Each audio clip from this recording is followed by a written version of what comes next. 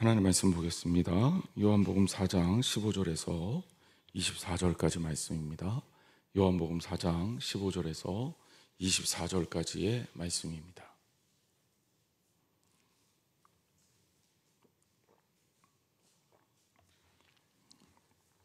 한 절씩 교독하겠습니다.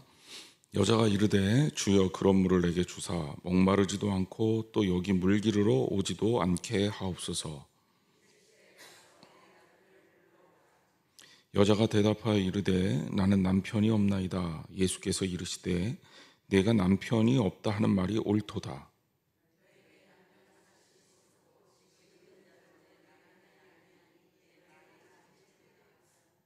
여자가 이르되 주여 내가 보니 선지자로소이다.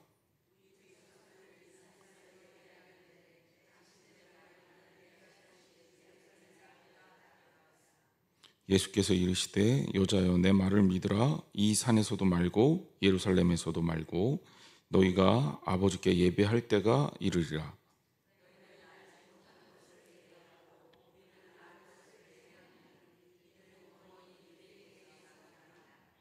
아버지께 참되게 예배하는 자들은 영과 진리로 예배할 때가 오나니 곧 이때라.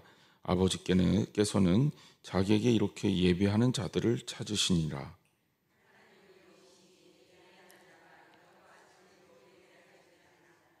아멘.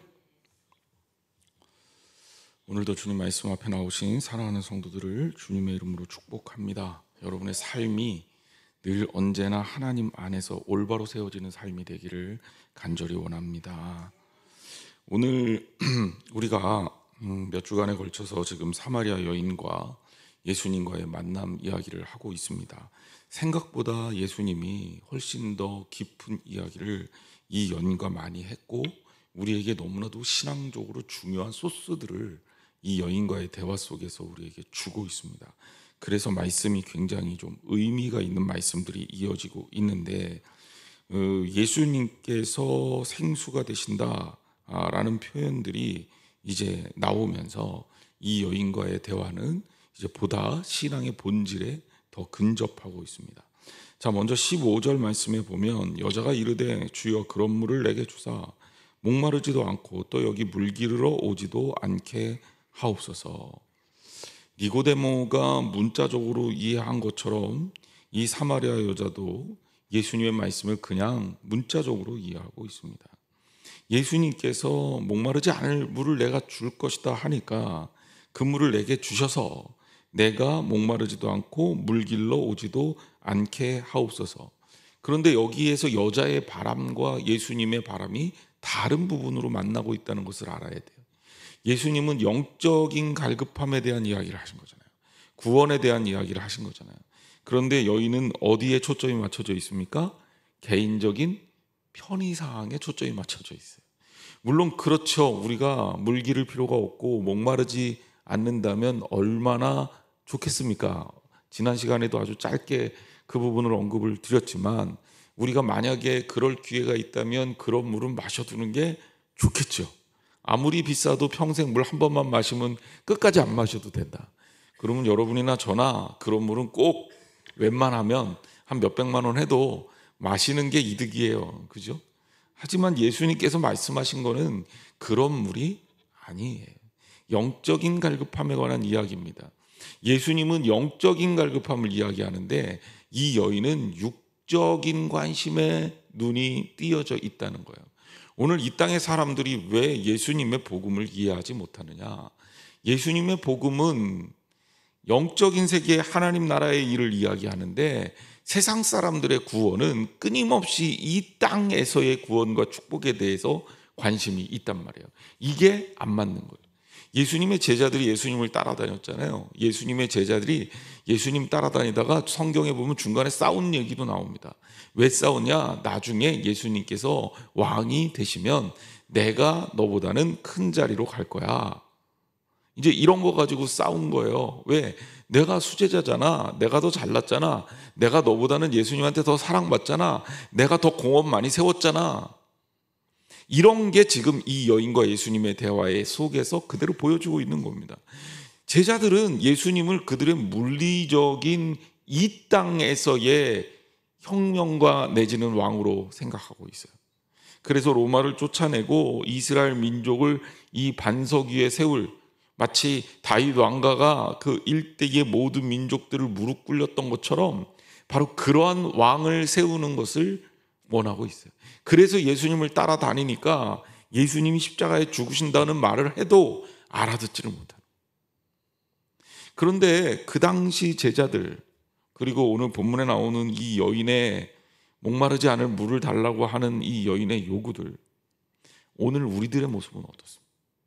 성경에서 예수님께서 우리에게 주시겠다고 약속하신 것은 하나님 나라예요. 그리고 영생입니다. 영적인 것에 대한 거예요. 하나님 나라, 즉 위의 것에 대한 거예요. 그런데 우리의 추구는 어디에 맞닿아 있어요?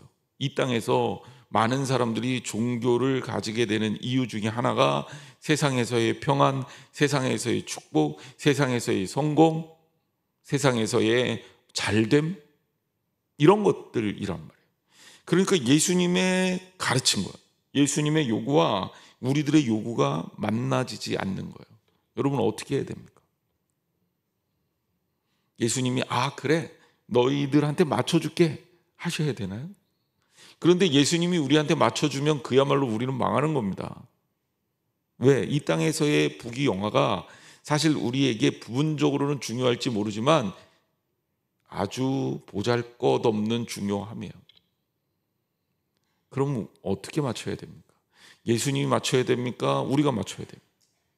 우리가 맞춰야죠. 바로 우리의 눈을 떠서 하나님 나라를 바라볼 수 있어야 합니다.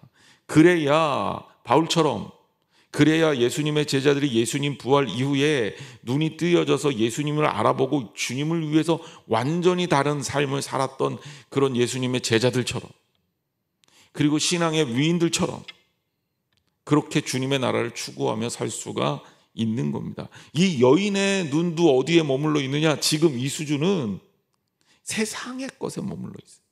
물을 마시면 목마르지 않다니까, 이거 뭐 물 길르러 오지 않아도 되겠네. 안 그래도 물 길르러 다니기 힘든데, 사람들 눈 피해서 물 길르러 다니기 아주 곤란했는데, 이거 필요 없네. 그럼 있으면 주세요. 이런 거 아닙니까? 니고데모가 엄마 뱃속에 들어갔다가 다시 나와야 됩니까? 이 얘기랑 지금 비슷한 수준의 얘기인 거고, 알고 보면 예수님을 쫓아다녔던 제자들이나 오늘 우리의 욕구에 맞는 예수 그리스도에 대한 바람이나 지금 같은 맥락과 같은 수준이라는 얘기예요. 이것을 벗어나야 합니다. 자, 예수님이 여인과 대화를 이어갑니다. 예수님이 다른 측면에서 이 여인을 자극해요. 이르시되 가서 내 남편을 불러오라. 이 여인에게 가장 듣기 싫고 가장 뭐라 그럴까, 아킬레스건, 이 부분을 공격당하면 뭐 꼼짝 못하는 이제 그런 예수님의 질문이 직격으로 꽂혔습니다. 그러면 왜 예수님이 이런 질문을 이 여인에게 했을까요? 그러니까 문맥상 흐름으로 봐서는 우리는 이렇게 봐야 돼요. 세상적 수준에서 머물러 있는 이 여인의 눈을 예수님이 이 말씀으로 뜨게 한 거예요. 자, 신학자들은 이렇게 얘기합니다. 먼저 이 여인의 죄를 지적함으로 자기 자신의 모습을 좀 바라볼 필요가 있었다. 즉, 죄에 대한 각성과 통회함 없이 의에 줄이고 목마른 하나님의 나라를 발견할 수가 없기 때문이다. 맞죠? 어떤 면에서는 이 부분이 타당합니다. 여러분, 우리가 죄에 대해서 바라보지 못하면 세상을 넘어서기가 어려워요.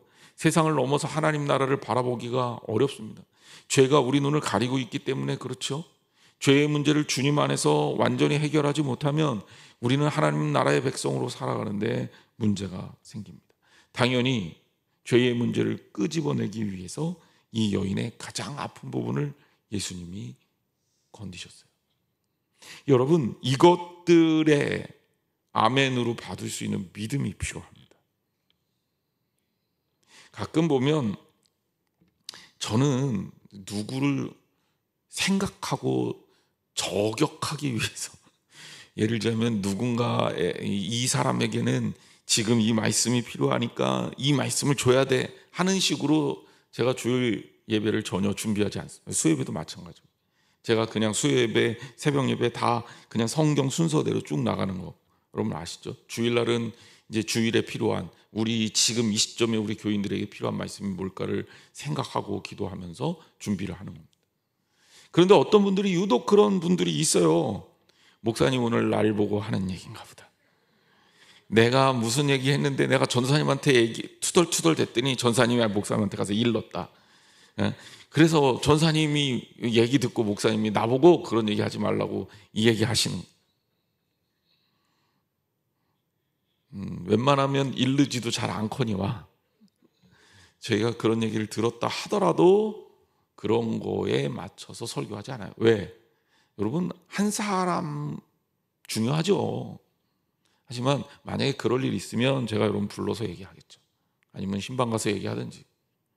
공중설교 3부 예배, 2부 예배, 우리가 주일에 드리는 예배뿐만 아니라 주중에 드리는 공예배는 하나님께서 저를 통해서 하고 싶은 이야기를 하시는 거예요. 그게 하나님 말씀입니다. 굳이 제가 사적 감정을 담아갖고 이 얘기를 반드시 해야겠다 이러고 얘기하지는 않습니다. 저는 안 그래요. 솔직히 여러분들에게 그냥 사실대로 말씀을 드리는 거예요. 웬만하면 저는 그렇게 얘기하지 않습니다. 그런데 똑같은 얘기를 들어도 누군가는 그것 때문에 상처받았다, 삐졌다, 목사님이 나보고 한 얘기다, 창피해서 교회 못 가겠다, 이런 분들이 제가 목회하면서는 자주 나오진 않는데 아주 가끔 그런 분들이 있으셔요. 근데 여러분 만약에 그 말씀이 내게 찔렸으면 이거는 은혜로 받아야 돼요. 예수님 보세요. 저는 그렇게 안 하잖아요. 여러분 집안 사정 제가 어떻게 알았어요? 그거 알았다고 예수님처럼 너 남편 좀 불러와봐. 제가 이러면 여러분 우리 교인들 다 떠날 거예요. 이렇게 안 하잖아요. 근데 예수님 하시는 거 보세요. 아주 직설적입니다. 가서 내 남편 불러오라는 거예요. 이 여인이 얼마나 놀랬겠어요. 여러분 생각해 보세요. 그랬더니 이 여인이 뭐라고 합니까? 17절 말씀에 여자가 대답하여 이르되 나는 남편이 없나이다. 이제는 거짓말도 해. 남편이 없기는 지금 같이 사는 사람이 있잖아요. 같이 살면 그 사람이 실질적 남편이잖아요. 사실상 동거인이잖아요. 그죠? 아니에요? 그렇죠? 그리고 예수님께서 이렇게 얘기합니다. 내가 남편이 없다 하는 말이 옳도다. 이 여인의 이야기를 이렇게 동의해 준 게 아니라 한 걸음 더 나아가는 거죠. 이 여인은 부끄러우니까 나는 남편이 없나이다. 예수님한테 딱 잡아댔어요. 어떻게 남편을 데려오겠어요? 그런데 예수님이 18절에 아예 그냥 폭탄을 터뜨려 버립니다. 너에게 남편이 5이 있었고 지금 있는 자도 내 남편이 아니니 내 말이 참되도다. 제가 지난 시간에 그런 얘기했습니다. 이 남편에 해당하는 단어가 아네르라는 헬라어인데 이 아네르라는 헬라어는 남편이 아니라 남자를 의미할 수도 있어요. 그러니까 두 가지 경우에 다 쓰이는 겁니다. 그러니까 이 여인이 과거에 남편이 5 있었다고 이야기할 수 있는데 여기에 남편이 아니라 남자 5명과 교제했다 이렇게 볼 수 있는 겁니다. 이렇게 본다면 예수님의 말씀이 이제 조금 더 이 정황하고 맞아 떨어지는 겁니다. 유대인들은 결혼 3번 이상 하면 인정 안 했어요. 여러 번, 3번 정도 상황에 따라 재혼할 수 있었지만 5번 결혼을 한 경험 이거는 쉽지 않다라는 겁니다. 그러니까 분명하게 우리가 알 수는 없죠. 진짜 결혼을 5번째 하고 6번째 결혼한 상태로 지금 남자 살고 있는지 아니면 그동안 살면서 여러 가지 이유에서 거쳐간 그런 남자가 5인지 이 여인이 무엇 때문에 결혼 생활에 실패했는지 그 결혼 생활에 실패하면서 어떤 원인이 있는지 정말 해픈 여자인지 아니면 본인은 윤리적이지만 생계 때문에 어쩔 수 없이 남자를 그렇게 계속 바꿨는지 알 수가 없습니다. 하지만 예수님은 정확하게 그 여인의 상태를 아셨던 것이고요. 그리고 그 여인의 문제를 드러내고 있습니다. 여러분, 사람들 앞에서 내 죄를 드러내는 참 부끄러운 일입니다. 여러분, 어떻게 그렇게 공개적으로 자기의 죄를 드러내면 정말 우리는 수치심과 모멸감을 겪을 수밖에 없을 겁니다. 남 모르는 남자가 나의 이 아주 마음속에 있는 그 부끄럽고 드러내고 싶지 않은 그런 부분들을 확 해서 드러냈다. 이거는 이 여인에게 굉장히 충격적인 사건임에 틀림이 없습니다. 웬만하면 이런 상황을 원하지 않았겠죠. 그런데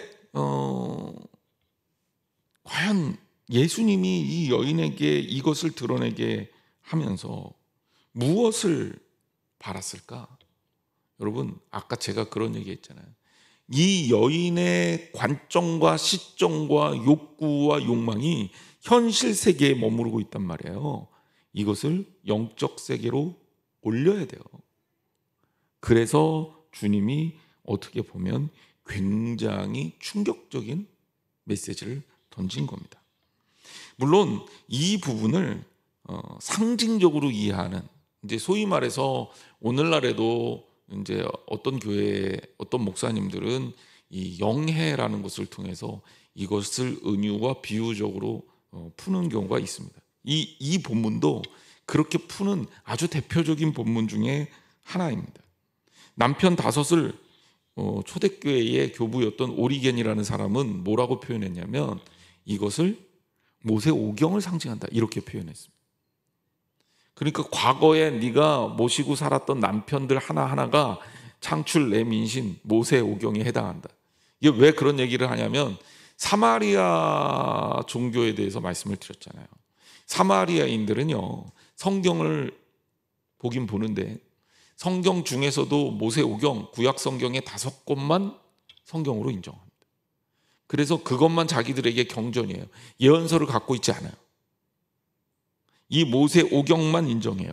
이 네 개 과거에 있었던 남편 5은 오리겐에 의하면 과거에 소위 말해서 니들이 믿고 있는 그런 어떤 모세 오경이다. 예수님이 이 말씀 뭐냐면 오리겐의 해석에 의하면 과거에 믿고 있던 그 모세 오경 너한테 그다지 중요하지 않다, 이 얘기를 한 것이라고 오리겐이 주장했어요. 저는 동의하지 않습니다.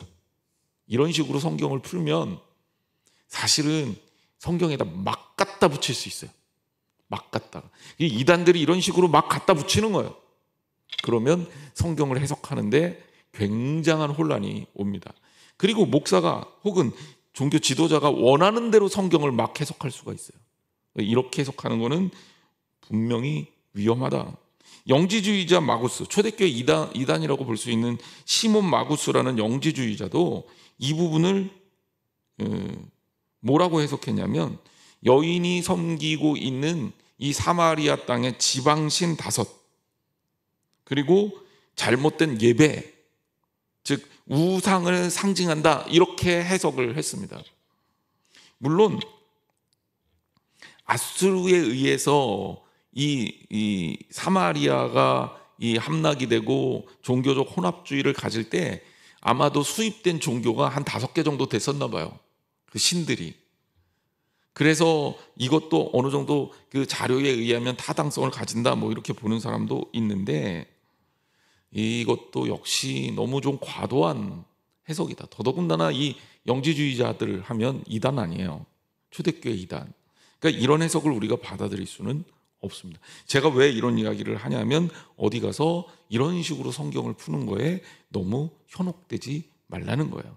왜냐하면 많은 기독교인들이 성경이 뭔가 굉장히 신비한 것이 있을 거라고 생각하고 그것이 막 이렇게 쏠리고 끌려서 그렇게 성경이 해석되는 것을 굉장히 대단한 일로 생각해요. 근데 원래 성경은 그런 식으로 해석하게 쓰여진 책이 아닙니다. 지난주에 제가 그런 말씀 드렸잖아요. 주일날 성경의 헬라어, 히브리어는 그 당시 통용어다. 신비로운 언어로 기록되려면 아마도 나중에 성경 번역이 그 당시에 통용어들로 번역되지는 않았을 거다. 캐톨릭 중세 종교 지도자들이 성경을 크리스찬들에게 읽지 못하게 하고 접하지 못하게 했단 말이에요.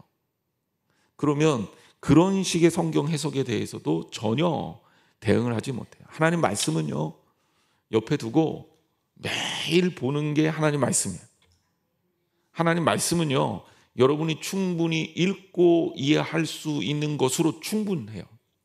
이게 제 이야기가 아니라 하나님 말씀이 주어지는 율법부터가 그렇게 되어 있어요.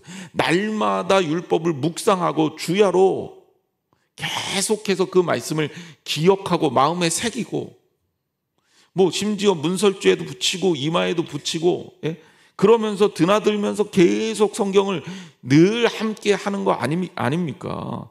그런데 성경을 우리가 해석하지 못할 정도로 어렵게 풀어버리면 사실 이것은 성경의 취지하고 전혀 안 맞는 거잖아요.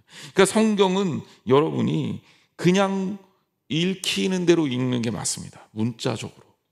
이게 문자적으로라는 얘기가 글자 하나하나 이게 아니라 전체적인 성경의 배경, 성경의 지식, 성경의 맥락에 합리적으로 성경을 볼 수 있어야 됩니다. 그걸로 충분합니다. 그리고 어려운 성경 해석, 성경 자체가 이제 언어적 번역이 몇 번 되고 또 쓰여진 언어가 또 굉장히 오래된 언어다 보니까 우리가 그 부분에 대해서 어려움을 겪을 때, 그리고 우리가 그 시대에 대한 이해가 없으니까 예수님의 말씀을 제대로 못 알아들을 때, 이럴 때는 결국 목회자들이 그래서 이렇게 강해도 하고 성경을 풀어 드리는 겁니다. 그러니 여러분들은 성경을 열심히 읽으시고 성경을 통해서 은혜 받고 깨닫는 저 여러분이 되시기를 주님의 이름으로 축원합니다. 자, 여자가, 이 여인이 비로소 예수님 말씀을 알아들어요. 아, 남편을 얘기하려고 그런 게 아니구나. 아, 나한테 그냥 물질적으로 보여주는 물리적인 생수, 목마르지 않는 생수를 얘기하는 게 아니구나. 그러면서 이 여인이 예수님의 가르침 속에서 특별한 것들을 깨닫게 됩니다. 그러면서 자기도 모르게 이런 고백이 나와요. 19절 말씀 보세요. 여자가 이르되 주여 내가 보니 선지자로소이다. 아직도 예수님을 메시아로까지 이해하지도 못하고 있어요. 선지자는 뭡니까? 하나님 말씀을 받아서 전하는 사람. 그러니까 예수님이 이 사람이 그냥 지나가던 유대인이 아니라 하나님의 말씀을 전하는 특별한 은사를 가진 하나님의 종이구나라는 것까지를 깨달을 수 있었습니다. 이것까지만 해도 예수님 말씀에 귀를 기울일 수 있으니 너무너무 귀한 변화죠. 자, 그리고 20절에 보면 이제 이 여인의 관심이 영적인 부분으로 바뀝니다. 이게 되게 중요한 거예요. 교회에 처음 올 때, 신앙생활 처음 할 때 여러분들의 관심이 세상적인 것에 있는 게 잘못은 아닙니다. 왜? 그거 당연한 거예요. 영적인 부분을 알지 못하는데 어떻게 영적인 것을 추구하겠습니까? 처음에 우리가 신앙생활 할 때는 세상에 좀 잘 살기 원하고 세상에서 내가 가지고 있는 이 문제들 내가 해결할 수 없으니, 또 내가 가지고 있는 어떤 신앙적인 어떤 아주 깊은 고민들, 삶에 대한 고민들, 이런 것들, 이 세상적인 것 가지고 하나님 앞에 묻고 그런 것 때문에 기도할 수 있어요. 너무 자연스러운 일입니다. 하지만 거기에 머물러 있으면 안 된다는 거예요. 우리의 본질적인 고민과 그 질문으로 나아가야죠. 그것이 영적인 질문으로 성장해야 되는 거예요. 이 여인이 그 과정을 그대로 보여주고 있습니다. 20절에 예수님께 뭘 물어보냐면 당시에 있었던 영적인 핫 이슈를 물어보게 되는 거예요. 자, 20절 말씀 우리 같이 읽어보겠습니다. 시작. 우리 조상들은 이 산에서 예배하였는데 당신들의 말은 예배할 곳이 예루살렘에 있다 하더이다. 자, 우리 조상들은 이 산에서 예배하였는데, 우리 조상들은 조상 누구죠? 너무 어렵나요? 여태까지 쫙 따라왔잖아요. 이 여인은 어느 사람이에요? 이게 다 떠다 먹여줘야지 되나요? 예, 사마리아 사람이죠. 사마리아 사람들은 이 산에서 예배했어요. 이 산이 어딜까요? 이 산인지 저 산인지는 제가 어떻게 압니까? 설악산은 아니겠죠. 한라산도 아닙니다. 이 산은요, 그리심산을 얘기하는 거예요. 그리심산. 왜 그리심산이 사마리아인들에게 너무너무 중요하냐? 조금 이따 설명할게요. 그리고 이 산에서 예배했는데 당신들의 말은 예배할 곳이 예루살렘에 있다 하더이다. 당신들은 누구요?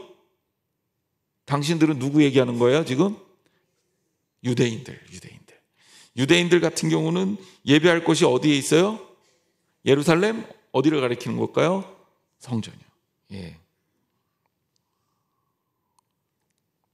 지금 예수님을 온전하게 메시아로는 바라보지 못하고 있으니까 유대인 중에 특별한 선지자라고 생각하고, 이 여인은 예수님께 이런 질문을 하는 거죠. 우리는 그리심산에서 예배했어요. 이거는 우리 사마리아 조상들이 그렇게 이 그리심산이 너무나도 축복된 산이고 여기에서 예배해야 된다라는 그러한 산으로 알려져 있고 또 그렇게 생각하고 있었어. 그런데 당신들은 그리심산에서 예배드리는 거 안 된다고 하지 않냐? 그리고 예루살렘에 예배할 곳이 있다고 하지 않냐? 이렇게 얘기하는 거예요. 이 여인이 유대의 역사를 정확하게 알고 있는지는 모르겠습니다. 하지만 우리는 역사를 제대로 공부하고 알 수가 있잖아요. 제가 여러분들한테 설명을 해드렸지만 다시 한번 설명을 해드리면, 이 갈등이 시작된 것은 르호보암의 이 실책 때문에 그래요. 르호보암 아버지 다윗, 솔로몬까지는 예루살렘에서 예배를 드리는 게 아무 문제가 없었어요. 그래서 다윗, 솔로몬까지 예루살렘 성전을 향한 순례가 절기 때마다 일어나고 있었고, 제사를 드리기 위해서 예루살렘으로 가서 제사를 드리는 건 너무너무 당연한 일이에요. 자, 그런데 르호보암이 결국 어떻게 했습니까? 아버지 솔로몬의 뒤를 이어서 폭정을 하겠다고 선언을 하니까 이 열 지파가 반란을 일으켜서 북왕국을 세우고, 북왕국의 왕을 솔로몬에 의해서 쫓겨났던 여로보암, 정치적 망명인을 데려다가 왕으로 세우는 바람에 북왕국 이스라엘과 남왕국 유다로 둘이 쪼개져 버린 거 아닙니까? 자, 여기에서 문제는 어디에 있냐? 나라가 쪼개진 것도 아주 큰일이지만 신앙적인 위기가 생긴 거예요. 무슨 위기가 생겼습니까? 자, 다른 나라에 있어요. 여러분, 소위 말해서 우리가 성전이, 그냥 이렇게 얘기하면 좀 부적절하긴 하지만 우리가 유대인이라고 쳐요. 그런데 우리 성전이 평양에 있어요. 여러분, 예배드리러 성전까지 가야 된다, 절기 때마다 성전까지 순례해야 된다라고 얘기하는데, 여러분 평양에 갈 거예요? 평양에 갈 거냐고. 얘기 잘못하면 잡혀갈 수도 있어요. 평양에 갈 수가 없잖아요. 왜? 왕래를 그래도 옛날에는 왔다 갔다 하지 않아. 예, 맞아요. 왔다 갔다 했어요. 여러분, 솔직히 외국 유럽 여행 가보신 분들은 알겠지만 국경 넘는 게 진짜 웃겨요. 차 타고 지나가다가 스위스네, 프랑스네, 독일이네 이러고 넘어가요. 우리나라처럼 우리나라는 사실 반도라고 하지만 거의 섬이나 다름없죠. 북한하고 왕래가 불가능하니까 왔다 갔다 못할 정도가 아니라고요. 여권만 있으면 미국에서 캐나다도 가고 미국에서 멕시코도 가고 크게 문제가 안 돼요. 아침에 멕시코로 출근했다가 저녁에 미국으로 퇴근하는 이런 문화가 충분히 가능하단 말이에요. 그리고 그렇게 살고 있는 사람들 많아요. 그러니까 예배드리러 예루살렘 가는 거 문제가 아니겠지. 맞아요. 처음에 나라가 갈라지고 나서는 큰 문제가 될 거라고 생각을 미처 못했어요. 근데 문제는 뭐냐? 북왕국 이스라엘 왕 여로보암이 왕위에 오르고 나니까 이 백성들이 예루살렘에 가서 예배드리는 게 좋을까요, 싫을까요? 싫죠. 그래서 못 가게 막습니다. 그럼 못 가게 하니까 그럼 예배 어디서 드려요? 제사 어디서 드려요? 이렇게 백성들이 할 거 아니에요. 그래서 제사를 드릴 수 있는 장소를 만들었어요. 그게 베델하고 단에 만든 겁니다. 여기서부터 시작이 된 거예요. 예루살렘 성전에서 예배를 못 드리고 베델에다가 성소를 만들고, 그리고 북쪽에, 이게 제일 남쪽에, 북왕국 이스라엘의 제일 남쪽에 베델에 성소를 만들고, 그리고 제일 북쪽인 단에다가 성소를 만들어서 여기에서 제사 드려라 이렇게 했던 거죠. 자, 이게 이제 쭉 가다가 이 북왕국 이스라엘이 먼저 망합니다. 아수르에게 망하고, 그리고 민족적 정체성이 다 사라지고 나서 사마리아는 또 다르게 분리가 됐어요. 왜?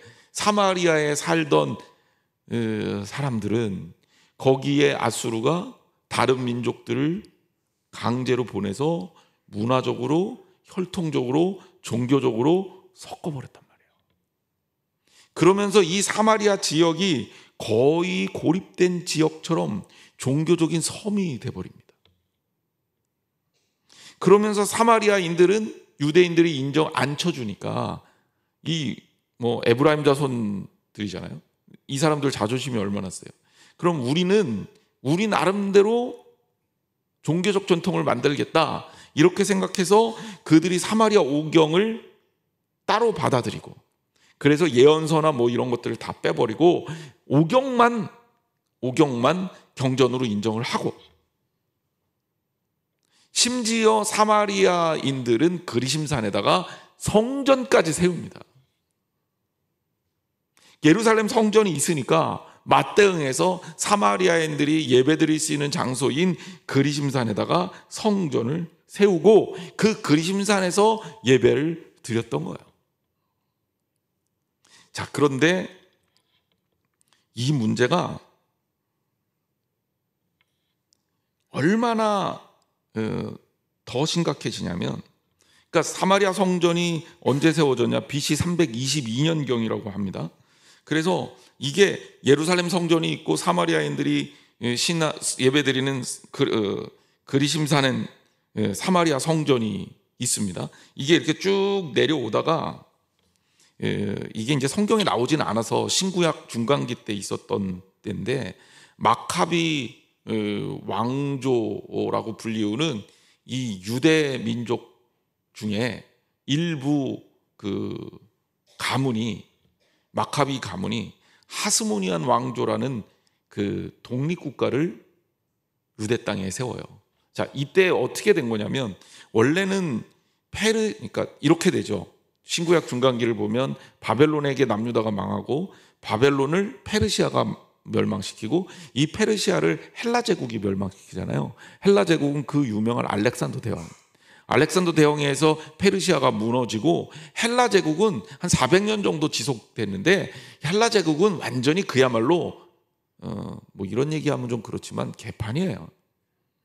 왜냐하면 알렉산더가요 좀 정치를 오래 하고 내정을 쫙 한 다음에 죽었으면 이게 제대로 됐을 텐데, 그게 아니라 알렉산더가 정복 전쟁하고 페르시아까지 무너뜨린 다음에 인도 무너뜨리러 가다가 결국은 인도 가서 아프잖아요. 인도 가서 병사들이 우리 집에 들어가고 싶어요. 밑에 부하들이 우리 고향 가고 싶습니다, 대왕님 막 이래갖고 그냥 귀환을 한다고요. 너무 힘드니까. 들어오다가 열병에 걸려서 알렉산더가 죽어요. 알렉산더가 죽으면서 그랬다는 거 아닙니까? 후계자를 정해야 되잖아요. 알렉산더 아들도 없어요. 그럼 누가 후계자가 돼야 돼요? 알렉산더 워낙 30대 죽었으니까 누가 후계자가 돼요? 알렉산더가 그랬다는 거 아닙니까? 이게 일설에 의해 야사 비슷한 건데 아마도 맞겠죠? 제가 책에서 본 거니까. 알렉산더가 그랬대요. 야, 니네들 중에 제일 센 놈이 내 뒤를 이을 거다. 그러면 이 알렉산더 대왕의 부하들 중에 제일 센 놈이 누굴까요? 붙어봐야 아는 거죠. 그렇죠? 그러니까 헬라 제국은요, 알렉산더 죽자마자 분열이 돼요. 이 제일 센 놈들끼리 내가 이 땅 차지하고 너가 이 땅 차지하고, 그래갖고 쫙 쪼개진 상태로 400년을 가는 거예요. 그러니까 이 헬라 제국이 중앙집권적이지도 않고 나라가 비실비실할 거 아니에요. 더구나 이제 막판으로 치달을 때 로마가 이제 세워갖고 쫙 올라오기 시작할 때는 헬라는 완전 비실비실의 대명사입니다. 이때 틈을 타서 이 이스라엘 민족 중에 이 마카비 왕조가 마카비 반란을 일으켜서 하스몬 왕조라는 독립국가를 세웁니다. 이게 이제 유대인들이 세운 또 하나의 아주 나라가 되는 거죠. 이게 한 180년 정도 지속되는데요. 예수님이 오시기 전에 바로 전에 있었던 일이에요. 이게 그러고 나서 로마에 의해서 정복당하면서 이스라엘의 완전히 독립국가의 꿈이 박살이 나거든요. 근데 이때 BC 129년입니다. 이때 요한 힐카누스라는 이 마카비 왕조 때 이 사람이 유대인일 거 아니에요.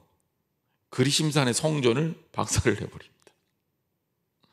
그러니까 예루살렘 성전을 남겨두고 그리심산 성전을 박살을 내니까 사마리아인들 입장에서는 유대인들에 대한 증오가 어땠겠어요?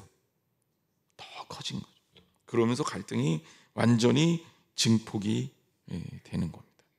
그러니까 이런 배경 지식이 있으면 지금 이 여인이 얘기하는 얘기가 예수님한테 그냥 하는 얘기가 아니라는 것을 알 수가 있어요. 그럼 영원히 정말 하나가 되지 못할 야곱의 자손들이 서로가 서로를 미워하면서 그렇게 쫙 쪼개져서 서로 다른 종교적 전통을 쫙 가지고 지금까지 오는데, 이 여인의 입장에서는 유대인인 당신의 이야기가 맞다면 과연 우리는 어떻게 하나님께 예배를 드려야 돼?